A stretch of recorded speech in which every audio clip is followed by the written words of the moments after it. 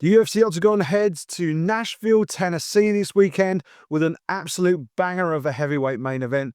Two big knockout artists going head-to-head in the Music City. But who will be the one dishing out the chin music? Let's take a look right here on the RDX Sports Podcast.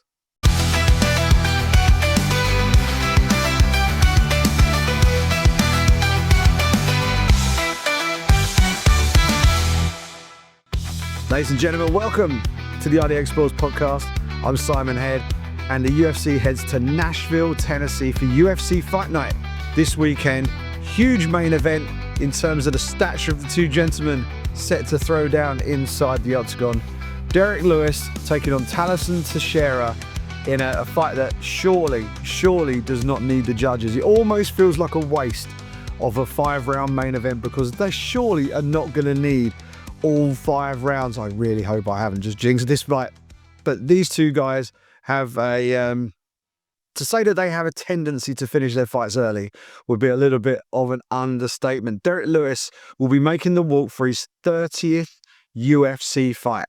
And of those 30 fights, 15 have finished in a knockout victory for the Black Beast. He is the UFC's all-time leader in knockout wins, and he's going to look to make it 16 when he takes on rising Brazilian prospect Tallison Teixeira, who has had not that much experience inside the Octagon. He is 8-0 as a professional. He earned his spot in the UFC on the Dana White's Contender Series show, earned his way onto the UFC roster, and has had one fight so far, and that fight lasted 35 seconds. That's it. That's his entire UFC career to date, 35 seconds, and he's stepping in there with a 30-fight veteran who has 15 knockouts in the UFC alone to his name. This is a big jump for Tallison Teixeira. He's the younger man. He's likely to be the more mobile man. He's likely to be the faster man. But this is not the same Derrick Lewis that we saw on the way up in the UFC, where he was maybe not the fastest, maybe not the most athletic looking. This Derrick Lewis looks trim, he looks slim, and he looks in the best shape of his career. He really does. He started to trim down in his most recent couple of fights. You could see that a change in his strength and conditioning routine has really affected just his body composition. And for a man that carries as much latent power that he has, to put that in a more athletic frame only makes him even more dangerous. And seeing him during his fight week interviews this week, he looks in the best shape I've seen him. He really does. And while he might not necessarily like being the focus of all the attention and being the man who's sort of spearheading the event, he is one of the most beloved figures in the UFC and has been for some time. Houston, Texas native.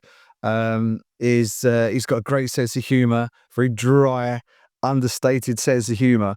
But when he gets in the Octagon, he is all business, and he is one of the most savage punchers that you will see in any combat sport. He is an absolute wrecking machine when he gets in there. Quite often he'll find himself hurt or in some sort of trouble, and then he flips a switch and then flatlines the poor man who he's standing opposite inside the Octagon. That man this weekend will be Tallison Teixeira, and he'll be looking to prove a point. Tallison Teixeira is massive. He's massive. He's 6'7". He's going to tower over Derrick Lewis, who is not a small gentleman either, but he's going to be the taller man in the Octagon. He's only had 8 pro fights, as I say. He's won all 8 of them. 7 of them have come by KO, and the other remaining victory has come via submission. So judges probably don't need to be needed for this fight, let's be honest. And Derrick Lewis coming into this fight, big win last time out over Rodrigo Nascimento. Another guy who, the UFC, I think, were hoping to push into a position where maybe he could become a contender. And Derrick Lewis put him firmly in his place. 3rd round it took for him to get the KO, or TKO rather. But he got the job done. Taking a look at Derrick Lewis's record, he's lost a few. He has lost a few. He's at 28-12 with 1 no contest overall in his career. But you take a look at his losses. He lost to Gelson Almeida, a grappler, who couldn't submit him. He lost to Sergey Spivak, who was able to submit him early in that fight. Sergey Pavlovich met fire with fire and was able to land his stuff before Derrick could land his. Got the TKO, and Tai Tuivasa versus Derrick Lewis was just an absolute slugfest, and it went Tai Tuivasa's way. But you take a look at Derrick Lewis's career, he goes in there and he just finishes people. I'm just skimming down his record. The last time we saw him go to a decision was 2020, February of 2020, 5 long years ago, where he went the distance with a ridiculously tough Ilia Latifi, former light heavyweight who'd moved up to heavyweight, in Lewis's home state of Houston, of Texas, fighting in his hometown of Houston. That was back in 2020. And he went to a split decision with Blagoy Ivanov. And he went to a decision with Francis Ngannou back at UFC 226. Don't go back and watch that fight. It might be one of the very worst fights I've ever seen live, unfortunately. It was one of those where you had huge KO artist in the red corner, huge KO artist in the blue corner, and both men were very aware of each other's knockout power. They both paid each other a little bit too much respect, and it resulted in a fight where they barely touched each other. It was a real letdown. It was such a hugely anticipated fight, and it just didn't really materialize into anything. And but Lewis landed at least some shots on an incredibly tentative Francis Ngannou, who got the win by decision, and that moved him on to a fight with Alexander Volkov, who he KO'd in the 3rd round. That then earned him a shot at Daniel Cormier for the UFC heavyweight title rather, and DC won that fight. But Derrick Lewis has been there or thereabouts in the UFC heavyweight division for years. He probably isn't going to make it all the way back to the top, but you never know. You never know in this game, and at heavyweight, anything is possible. When you've got the power that he's got, you never know. But Derrick Lewis is now 40 years of age, but he looks better than I've seen him in his entire UFC career. He really, really does.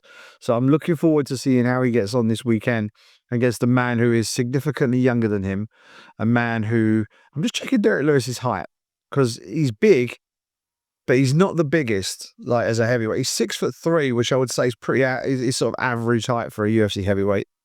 But against Tallison Teixeira, he's going to be conceding 4 inches in height. Reach, we'll take a look at Derrick Lewis's reach. Derrick Lewis has a 79-inch reach. Tallison Teixeira, now John Jones has departed the UFC, at least for now. Tallison Teixeira might have the longest reach in the UFC. 83-inch reach. John Jones, famously, 84-inch reach.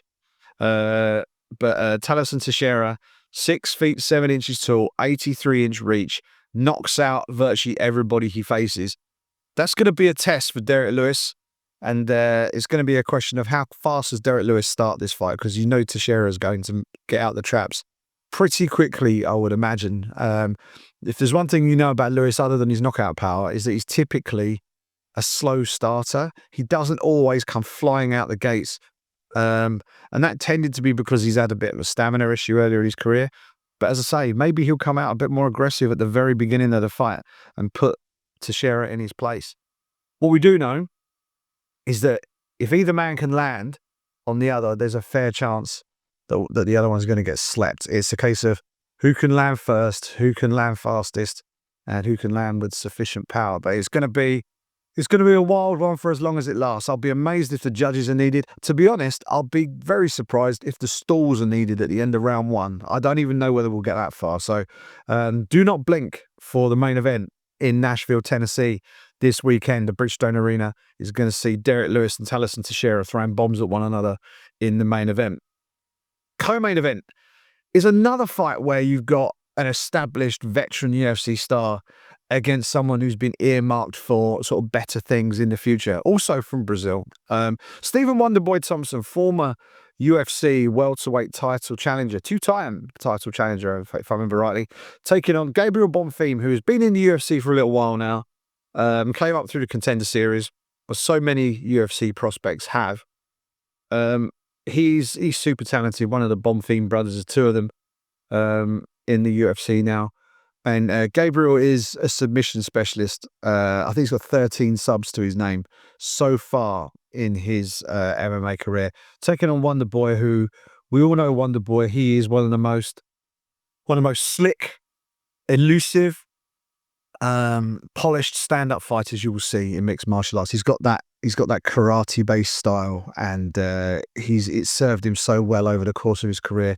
But at this stage, at the age of 42 years of age, he's in there and he's got to find a win, because in his last 5 fights, they read like this: Gilbert Burns, decision loss; Bilal Muhammad, decision loss; Kevin Holland, TKO win via corner stoppage; Shavkat Rakhmonov, submission loss; Joaquin Buckley, knockout loss. So that's 1 win from his last 5 fights in the UFC. Now, the caveat to that, those names, every single one of them is an elite operator. Every single one of them is a top draw UFC welterweight fighter. But Wonder Boy, I think he's ranked 12th right now in the UFC's welterweight division.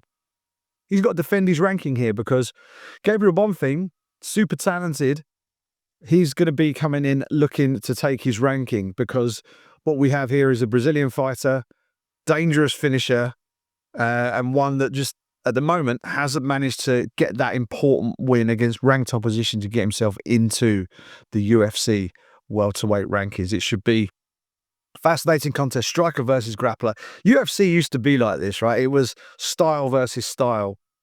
And as time's gone on and the sport has evolved and the athletes have evolved, and everybody now knows that you got to be good everywhere, that style clash, or such a contrast in styles. Everyone has a specialty within their skill set, but the general style clashes tend to be not as pronounced. This one will be pretty pronounced, because what you have here is a pure striker in Stephen Wonderboy Thompson. He's worked his takedown defense over the years for sure, and it's been very effective for him. He's a striker. And you've got Gabriel Bonfim, who can strike. It's certainly not his bread and butter, but he can stand and throw strikes if he needs to. He's a bona fide submission artist, a submission specialist. So you've got striking specialist, submission specialist. How does he go on Fight Night? It's all going to be, so often fights are determined in the transition. So often they're determined by who can dictate terms, who can control the range. Wonder Boy will want to keep the fight at arm's reach, or maybe even at legs reach. He'll want to keep it way on the outside. He'll want to keep Bonfim chasing and looking to pot shot him as the Brazilian looks to step inside. Bonfim, meanwhile, is going to want to close the distance, probably very quickly. Maybe rush him against the cage if he can. Close that distance and get his hands on Wonder Boy. Because if you can get his hands on him, you can take him down. And if you can take him down, he can then work his jiu-jitsu and go for a submission. But it's going to be an interesting one. I mean, 3-round fight. You would imagine that Bonfim will get his hands on him at some point, but Wonder Boy has the ability to piece you up on the feet. The one thing he doesn't have, or hasn't had of late at least, is that one-shot lights-out knockout power. If he can find something in this fight, that would be really handy for him, because Bonfim's going to just keep pushing the pace, I think. If Bonfim can get him down, you have to think that a submission is on the cards, just because he's that talented on the mat. Wonder Boy is seasoned, he's well drilled, he's been around the block several times. He's been in there with some of the best in the world.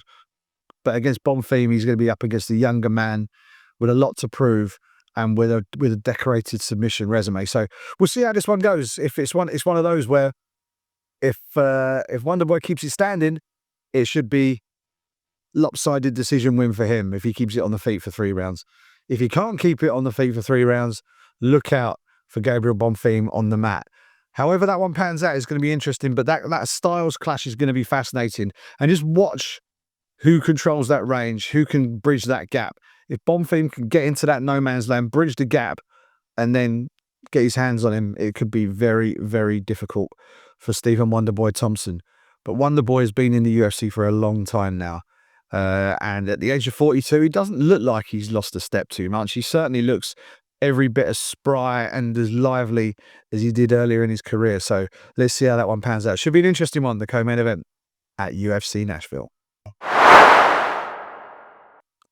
All right, let's take a look at some of the other fights on the main card at UFC Nashville. Calvin Kattar taking on Steve Garcia at featherweight. It's a pivotal fight for both men. Calvin Kattar's been in the UFC featherweight division and been a contender in the featherweight division for years without ever quite breaking through to championship level. He's been very close on several occasions, but he just hasn't quite made it to the very, very top. Still one of the most dangerous men in the division, but his form is absolutely departed him of late. 4 losses in a row. Again, given the names, these are elite level operators. He's not losing to scrubs here. Loses a split decision to Josh Emmett. Anybody who goes a distance with Josh Emmett has a chin. That's all you need to know about that. Josh Emmett, one of the most explosive knockout artists, pound for pound in the UFC. Calvin Kattar went a distance, lost a split decision in a fight of the night against him back in Austin, Texas, 3 years ago, 2022. Sorry, 2 years ago, 2022. Suffered a knee injury and had to be stopped in that fight against Arnold Allen in Las Vegas, also in 2022. Takes a year and a half out to get fit, get rehab, comes back, loses a decision to Aljamain Sterling at UFC 300. That would have been a hard one to stomach for Calvin. Sterling moving up from bantamweight, the former bantamweight world champion. Kattar coming back from a nasty injury. Loses a decision to Aljo. That's 3 losses in a row. He then gets Yusuf Zalal, who on paper didn't have the pedigree that Calvin Kattar had in terms of in the featherweight division.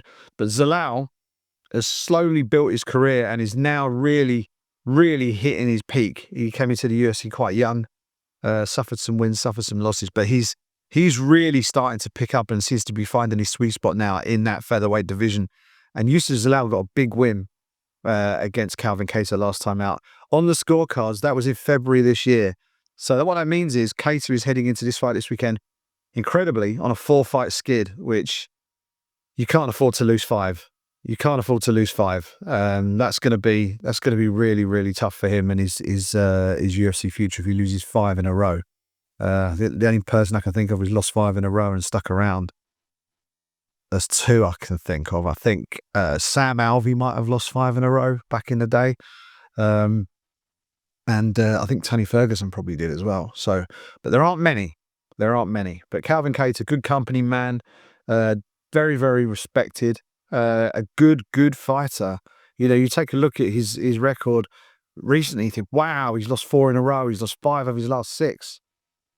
How good is he? Well, he is. He's very good. And this is the problem in the UFC. You know, wins and losses do not individually define you as a fighter. And you look at your record, the number in the loss column does not affect how good you are as a fighter. It's just a reflection of the level of opposition that you've been in there with. Because in MMA, there are so many ways to win and lose. You do lose in MMA, you know, you don't, unless you can beat. But yeah, it's been a tough run for Calvin Kattar.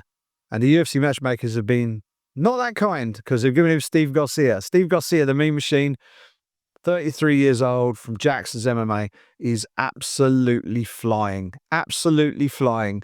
He's on a 5-fight win streak. All 5 fights finished by KO or TKO. Chase Hooper, first round. Shayla Nerdenbeker, second round. Melzikiel Costa, second round. Choi Sung-woo, first round. Kyle Nelson, first round. He is fighting like a man with an early dinner reservation, and he will likely do the same thing against Calvin Kattar. Calvin Kattar very, very rarely gets stopped. Very rarely gets stopped. Only twice in his UFC career. Once by KO, once by sub. That is it. And that's the man who's fought 32 times in the UFC. So Steve Garcia can get him out of there. That's a huge statement and immediately catapults him into contender status at 145 pounds. Can he continue that finish streak? Can he continue that win streak? Make it 6 in a row? 6 wins, 6 finishes? That's going to be a huge feather in his cap if he can do it. Calvin Kattar has his back against the wall. Expect him to really bite down on his mouthpiece and go for it on Saturday. That could be an absolute barn burner of a fight because, as we say, Kattar is as durable and as tough as they come. And as I say, has only been stopped once. And actually, going back at his record, that one stoppage was through injury against Arnold Allen. So he's never been legitimately finished by strikes. It was a knee injury that took him out. So, I mean, Arnold probably, caused the knee injury as such, but it wasn't like a knockout, like a sort of a head kick or, whatever it might be. But yeah, he hasn't been finished other than via injury with strikes. He's been subbed once. This is a man who does not go very easily. He does not go very quietly. Steve Garcia has been putting people away left and right. That's going to be a great fight. An absolutely brilliant fight at 145 pounds. And we'll stick with 145 pounds because leading into that fight, and that could be the fight of the night. That really could. I think the stakes at play there. You got a seasoned veteran desperate to get a win back against a surging prospect who wants to stamp his name on the division as a legit contender. That could be a real barn burner and could earn fight of the night honors.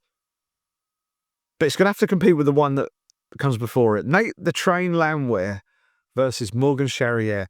Nate Landwehr, anybody who's ever seen a Nate Landwehr fight knows what they're going to get.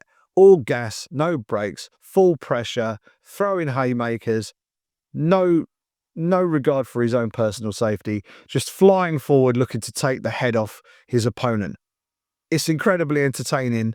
Defensively, perhaps not the most responsible, but Nate Landwehr fights like, he's got somewhere to be. He, as I say, all gas, no brakes, full throttle from the first second till the last. He'll shout in your face. He'll punch your face. He'll be in your face for the entire 15 minutes of the fight if you can stay in there with him for that long. Morgan Charrier is a fascinating opponent because talent-wise, I think Morgan is up there with some of the very best at 145 pounds. We just haven't seen it yet. We're seeing glimpses.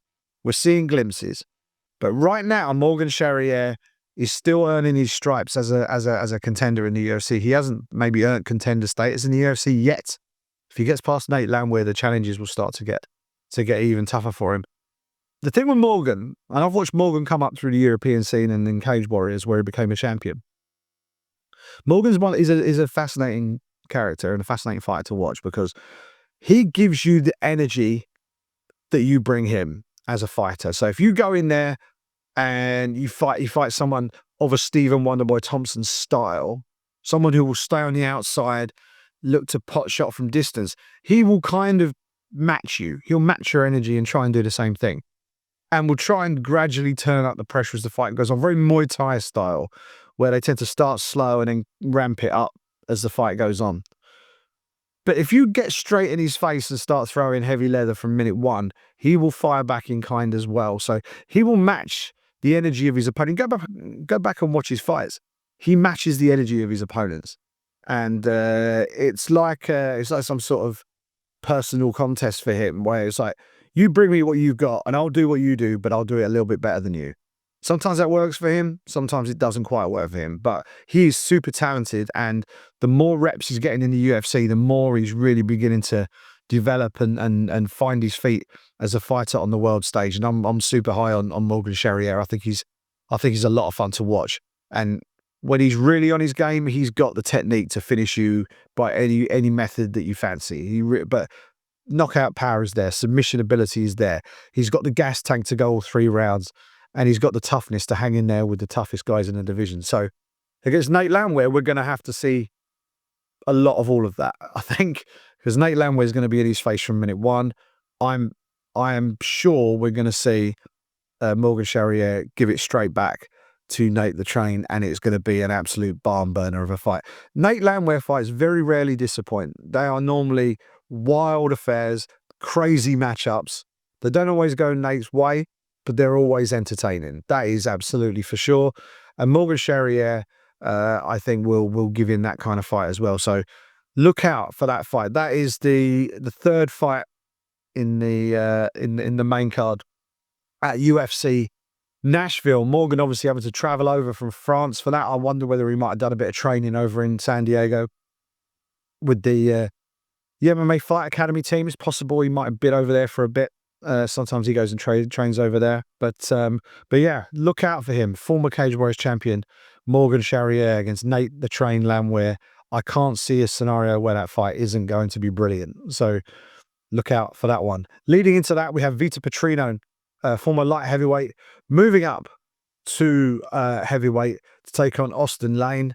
We'll see whether that's going to be a heavyweight fight that produces an explosive finish, or whether it's going to be one of the other kinds of UFC heavyweight fight where we kind of get a plodding 3-round decision. We will see. Petrino will certainly look to prove a point. He may well have the speed advantage there against Austin Lane.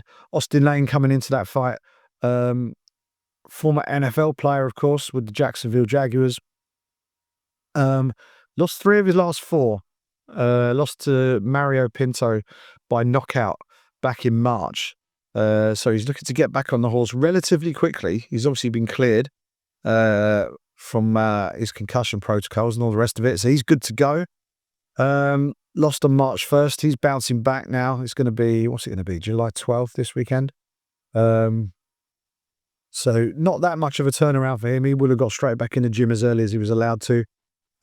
He's also lost by knockout to Janata Deniz and Justin Tafa. So three successive knockout losses. Each of his last 3 losses have come by KO. In amongst them, he had a decision win against Rebellis Despan, who is a pretty solid knockout artist of his own, but actually he didn't manage to knock out Austin Lane on that occasion. So Austin would have wrestled the hell out of him in that fight. But yeah, knocked out by Tafa, knocked out by Deniz, knocked out by Pinto.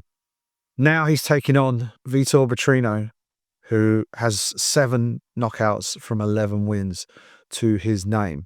But he's also looking to bounce back after a knockout loss. He got KO'd by Dustin Jacoby at light heavyweight last December. So 2 guys who've both been flatlined in their last 2 fights, looking to get back on the horse and pick up a big win. One of them moving up a division, another one facing a guy moving up a division. So we'll see how that one pans out. Kicking off the main card is a light heavyweight fight. Junior Tafa versus Tuco Tokos. Junior Tafa, we know he has knockout power. I don't think we've seen the best of him in the UFC yet. Tuco Tokos, a Brit fighting out of Florida. Tough, hard-nosed fighter.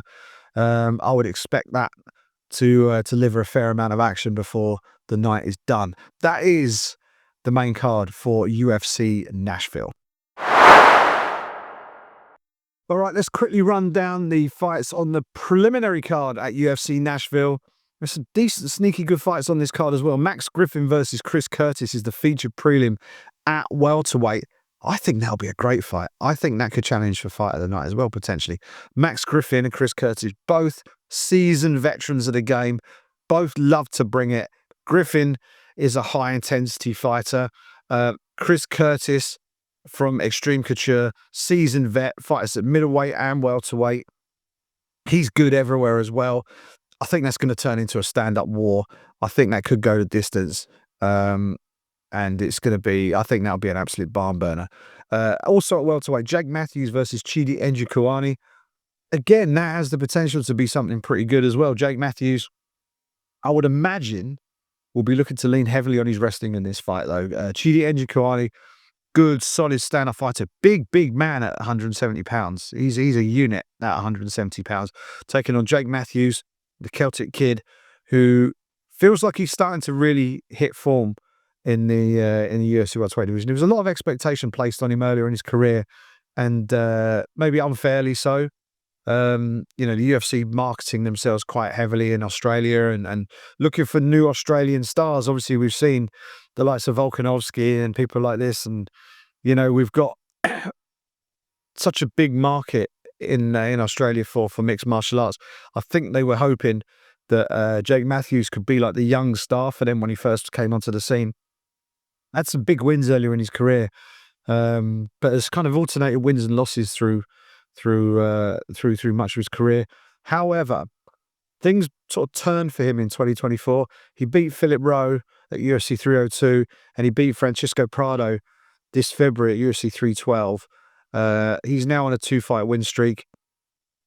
He lost to Michael Morales prior to that. Michael Morales looks like the real deal at 170 pounds. So I wouldn't put too much of a negative mark against him for that. And prior to that, he picked up a submission win over Darius Flowers in Salt Lake City. So Three of the last four coming as victories for the Celtic Kid, Jake Matthews. But I feel like he's really hitting his stride now, and he wants to move his way up the division and really sort of see how far he can take things at 170 pounds. And he's going in there with Chidi Njokuani, a veteran of the game, 36 years of age, fought in Bellator, fought in the UFC. He's on a 3-fight win streak. Beat Reece McKee by split decision, beat Jared Gordon by unanimous decision. And in March this year, finished Eliseo Zaleski dos Santos in the second round. But he did miss weight for that fight in Las Vegas. So fingers crossed we have no issues on the scale leading into this one, because Njokuani versus Matthews could be a decent fight. Also on the fight card at women's flyweight, Lauren Murphy returns to action against Eduarda Mora. At heavyweight, Kennedy Nzechukwu taking on Walter Walker. That could be an interesting one. Kennedy had moved up from light heavyweight to heavyweight, and looks good. Looks good at heavyweight. Beat Chris Barnett by TKO first round. Beat Lucas Dresky first round by TKO. Got performance of the night bonus into the bargain last time as well. That was back in December. He's back again, taking on Walter Walker, brother of Johnny Walker. And we'll see how that one goes. I like Kennedy in this fight. I do. I think he's got the right frame. And if he uses his jab, and I've always said this about Kennedy, if he uses his jab well, he can really do some damage, whether it be at light heavyweight or at heavyweight, because he's just so rangy. He has a good jab. He just hasn't always put his trust in it. I think we're seeing the best of him now at heavyweight. 2 fights, 2 really good performances. If he gets 3 in a row with a win this weekend, we could see him in there with some of the more recognisable names towards the top end of that division, and maybe we'll see him against some ranked opposition next. And then who knows? Because he's got the skills to be a solid contender at 100 in the 265-pound division. So we'll see. Kennedy Nzechukwu versus Walter Walker. The heavyweight division is absolutely wide open. Tom Aspinall now is the champion. We have a load of challenges underneath him, most of whom he's already faced and beaten.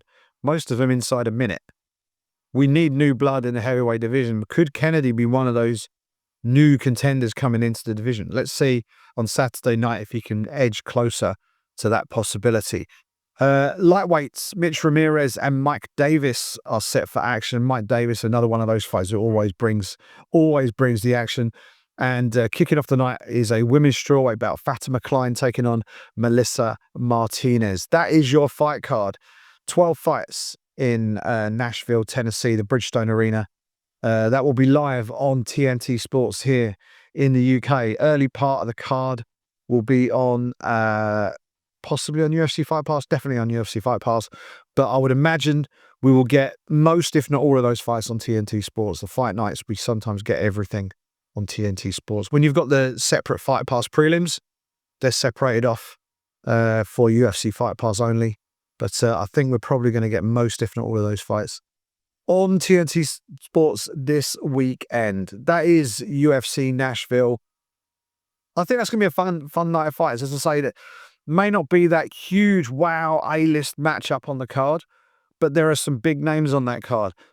Derrick Lewis, Stephen Wonderboy Thompson, Calvin Kattar's been around a bit. Morgan Charrier, I think, is a future star. Who else have we got? Max Griffin and Chris Curtis, OGs who've been in the UFC for years. Matthews and Njokuani, 2 vets of the game. Lauren Murphy, former title challenger, coming back. Kennedy Nzechukwu, a seasoned vet looking to make hay in a new division. Lots to look out for, I think, on this fight card. You just need to look a little bit closer, but loads there. Should be a good fight night down there in Nashville, Tennessee. UFC Nashville this weekend. There's something even bigger coming the week after that. That's because this week we have the full, finalised, completed fight card for UFC 318, which takes place in New Orleans, Louisiana, at the Smoothie King Center, which will be the retirement fight for one Dustin the Diamond Poirier. Absolute legend of the game, surefire UFC Hall of Famer when all is said and done. He will make the walk for the final time in his career in his home state of Louisiana. He's from Lafayette, Louisiana. The fight taking place in New Orleans, and it's against a very familiar foe. He takes on Max Holloway with the BMF title on the line in what is a trilogy fight. Dustin Poirier having won both of the previous meetings with Holloway, who the first fight was at featherweight when they were both young pups working their way up. The second fight was at lightweight, and that was Holloway moving up to lightweight and maybe finding the going a little bit tougher than maybe he'd expected. Poirier getting the win on that occasion as well. And now Holloway, I think, is more established as a lightweight. He's fought a couple of times at lightweight. He knocked out Justin Gaethje to win the BMF title in stunning fashion. Last second KO. He'd won the fight anyway. Absolutely pieced up Gaethje over the course of that fight. Knocked him out in the last second to win the belt in the most spectacular way imaginable. Now he's going to be the man to send Dustin Poirier off into retirement. But will he do it by beating him, or will he end up losing 3 in a row to the Diamond at UFC 318? That's going to be an unbelievable fight. That really is. You know, Holloway and Poirier, two of my favorite fighters of all time to watch, I've got to be honest. And it's almost sad that one of them is going to lose on that particular night, because, you know, I've got nothing but positive things to say about both men. Two absolute class acts inside and outside the Octagon. And for Poirier, the perfect dance partner for his final fight. Someone who will really bring out the best in him. Someone who will give him a real tear up in that final fight in the UFC. But that isn't the only fight on that huge card at UFC 318. Let's run down the rest of the bouts that have just been confirmed by the UFC for that huge fight night, or the huge pay-per-view rather, in New Orleans. The co-main event of UFC 318 is an absolute banger at middleweight. Paulo Costa versus Roman Kopylov. Two guys who are now in that sort of fringe contender spot in the UFC. Two guys who have the ability to go in there and have a real tear up with anybody at 185 pounds. Kopylov is on a 2-fight win streak. He beat Cesar Almeida at UFC 302, and he finished Chris Curtis via buzzer beater TKO. 1 second left in the third round. He beat him in a fight of the night back in January this year. He's going to take on Paulo Costa, who we haven't seen since June last year. His run of form has not been great. He's lost 4 of his last 5. He got stopped by Adesanya in a title fight back in September 2020. Lost a decision to Marvin Vettori. Outpointed Luke Rockhold. Got a fight in the night bonus for that one at UFC 278 back in August 22. Loses a decision to Robert Whittaker and loses another decision, this time a split decision, to Sean Strickland in June last year at UFC 302. So Paulo Costa, desperate to get back into the win column and start moving his way back towards the top of that middleweight division. You know, on his day, he can be a real handful for anybody. He's a big, strong guy at 185 pounds. He can really bang. He's got that ability and almost willingness to get involved into it in a tear up. And I think against Kopylov, he might get one. I really do. Kopylov has won 5 or 6 of his last 7 fights. His only loss was a submission defeat to Anthony Hernandez at UFC 298. His own defeat in that run, rather. He's got 3 losses to his name. But yeah, his first 2 UFC fights ended in defeat. Cole Roberson and Albert Duraev beat him on his first 2 fights in the UFC, but since then he's been in great form. Alessio Di Chirico, Punahele Soriano, Claudio Ribeiro, head kick KO, Josh Fremd, knockout, Cesar Almeida, split decision, Chris Curtis, head kick TKO. So he's been going through people. He's finished 14 of 17 opponents in his career, 14 of 17 wins. 14 wins from 17 fights, 12 wins by knockout. That's quite a record. So those submissions to his name. This is a guy who likes to stand and bang. Paulo Costa likes to stand and bang. That will be an absolute cracker in the co-main event at UFC 318. Also on that fight card, Kevin Holland is going to be making his 4th appearance of 2025. Checks calendar, it's July. So that's insane. That's insane. So July 18th, I think he'll be, and he will have fought 4 times already. That's a crazy schedule he's keeping. But that's Kevin Holland for you. He loves nothing more than to just get in there and earn some money and have a fight. So, and he's in there with Daniel Rodriguez, who Daniel Rodriguez is one of these fighters that I don't think doesn't get the respect he deserves sometimes. He's on a 2-fight win streak. Beat Alex Morono, tough veteran of the division. TKO'd Santiago Ponzinibbio from Argentina in Des Moines, Iowa, back in May this year. So he's making a relatively quick turnaround. Prior to that, he'd lost 3 on the spin. Neil Magny, Ian Machado, Gary, and Kelvin Gastelum. But he will go in there and have a tear up. He really will. He's quite happy to go in there and fight. When he fought Gastelum, he moved up to middleweight to take the fight. So he's one of those fighters that the UFC really, really likes having on the roster, because they pick up the phone and call Daniel Rodriguez, he'll say yes, and he'll get in there and fight. He's fighting against a man who, if the UFC picks up the fight, so he picks up the phone and asks him to fight, he will also say yes, because Kevin Holland loves to do exactly the same thing. That's going to be a fun fight at 170 pounds. And a great fight before that at 145. Dan Ige taking on Patricio Pitbull. Ige, as tough as they come, someone who has been a real stalwart for the UFC over the course of his career, someone who is a real difficult test for anybody at 145 pounds. On his day, as good as anyone in that division. When he's on his day, he is as good as anybody in that division. I really believe that. Patricio Pitbull has proved himself to be one of the very best in the world at 145. But he hasn't done it in the UFC yet. He had that incredible run in Bellator, and a lot of the MMA casuals will say, but he didn't do it in the UFC. He didn't do it in the UFC. Well, he's in the UFC now. Is he past his peak now? Probably yes. Is he capable of still mixing it with the best? Absolutely. His UFC debut did not go his way. If there's one criticism of Patricio Pitbull, is that he's a slow starter. And I think the fact that he fights so often in 5-round fights, he's been a champion forever in Bellator. He was always able to ease his way into fights, download information on his opponents in the first 1 or maybe even 2 rounds, knowing that he still has full 3 rounds to go, and he would invariably go on and win those fights.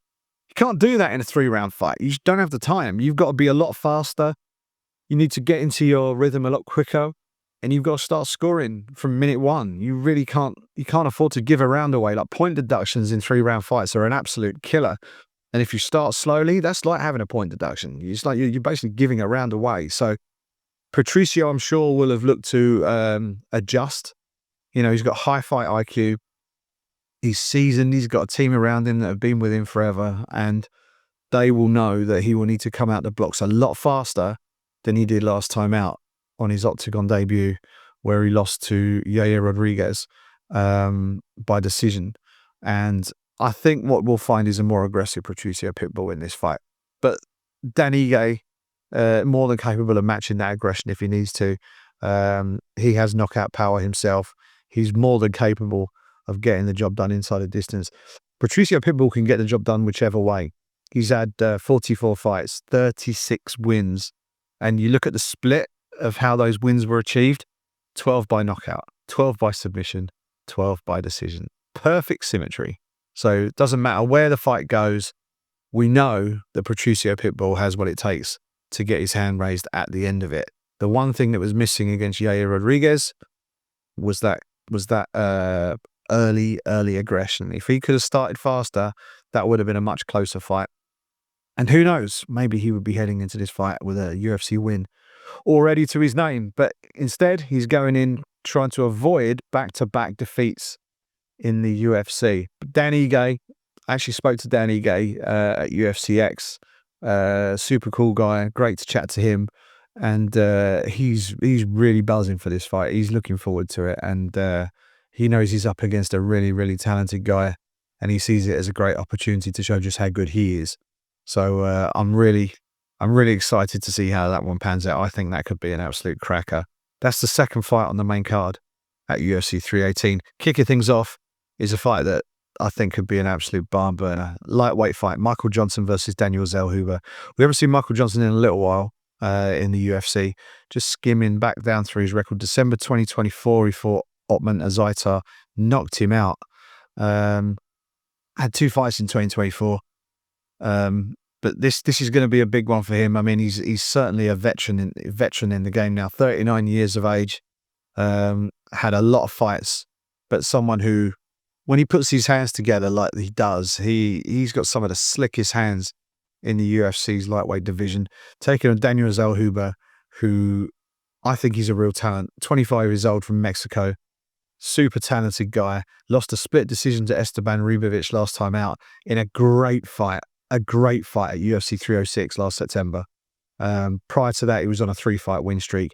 I think he's someone who, over time, with a bit of adjustment and a little bit of careful guidance, could become a contender in the years ahead. I really do. I think he's got it in him to be a contender at 155 pounds in the next 2-3 years. But we'll see how he goes. The Golden Boy taking on a tough test and a seasoned veteran in Michael Johnson. We'll see how that one goes. That one should be an absolute cracker. That will kick off the main card. Let's very, very quickly run you through some of the other fights on that card. The prelims, Kyler Phillips versus Vinicius Oliveira at bantamweight. Marvin Vettori versus Brendan Allen. 2 middleweight veterans, ranked middleweight veterans going head-to-head on the prelims. Francisco Prado versus Nikolai Veretennikov. And Atiba Gautier taking on Robert Valentin. That is your televised prelim card. The early prelims have Adam Fugit versus Islam Dulatov, Jimmy Crute taking on Marcin Prachnio, Ryan Spann against Lucas Dresky at heavyweight. That could be an interesting one early on in the night. Bruno Ferreira versus Jackson McVeigh at bantamweight, and Carly Judas kicking off the night against Nicole Cagliari. So what we have there is a 14-fight card for New Orleans, Louisiana on July the 19th, the Smoothie King Center playing host to UFC 318. But really, we mentioned all those fights, and there are some good ones among them. It's all about the main event. Max Holloway, Dustin Poirier 3 for the BMF title. Can Dustin the Diamond Poirier go out with a win and the BMF belt over his shoulder? Or will Max Holloway exact some form of revenge and claim his first win over Dustin Poirier in 3 attempts? It should be a great fight, a great way for Poirier to see out his career, and a brilliant way to head further into a packed summer of UFC action. UFC 318, July 19th. All right, that's about all we have time for on the RDX Sports podcast this week.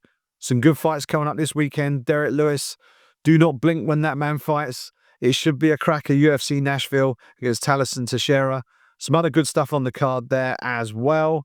Enjoy those fights this weekend. Looking forward to UFC 318 as well. Get yourself ready for that one. It's the summer is about to start getting really busy, guys. It's going to get the schedule looks absolutely packed. We've got some big stuff coming up. The PFL season starting to come to sort of the championship rounds now. That's going to be exciting to watch. We've got some good stuff coming down the line with Octagon as well. Cage Warriors are in action this weekend as well. Do not miss Cage Warriors in London this weekend. The nights at the Indigo are always special. That will be live on UFC Fight Pass. Be sure to check that out this weekend. Cage Warriors London events are some of the best atmospheres you'll get anywhere in mixed martial arts. It's so much fun to watch, and the atmosphere really comes through the screen when you're watching it on UFC Fight Pass. Lots to enjoy as we head deeper into the summer. The sun is still shining outside, and the MMA is coming thick and fast. Enjoy those fights, ladies and gentlemen, and I'll speak to you again next week.